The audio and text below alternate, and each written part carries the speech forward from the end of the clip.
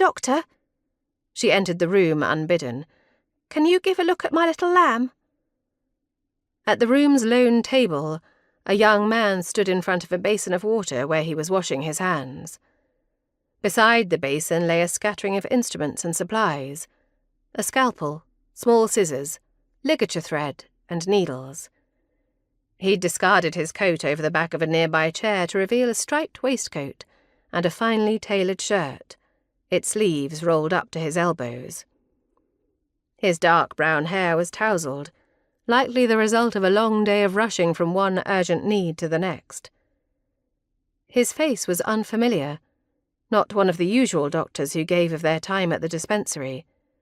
Since Clara needed immediate attention, this man would have to do. He glanced up and paused in his scrubbing. Exhaustion crinkled the corners of his eyes and forehead. "I shall be with you in a moment." He didn't speak unkindly, just wearily. "I don't have a moment, sir." Mercy crossed the room toward the cot. "This sweet child is failing fast, that she is." Gently, Mercy lowered the girl, whose limbs flopped about her, her strength and life all but gone. Mercy dropped to her knees beside the cot and caressed Clara's cheek and forehead, brushing back strands of matted hair. The girl's dirty face was shriveled, her eyes shrunken, her lips cracked. "Don't you leave me, dear heart. The kind doctor will fix you up, I promise." Thankfully, the doctor didn't delay, and instead crossed to them quickly.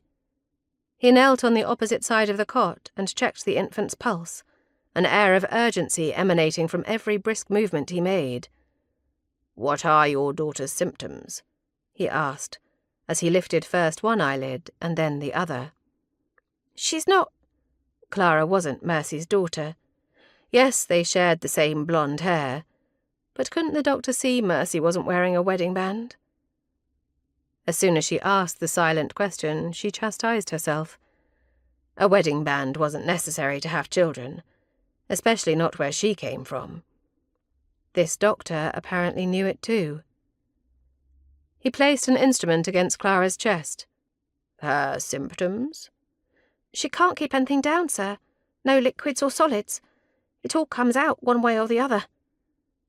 The doctor rose so suddenly that Mercy started. "How long has she had the vomiting and diarrhea?"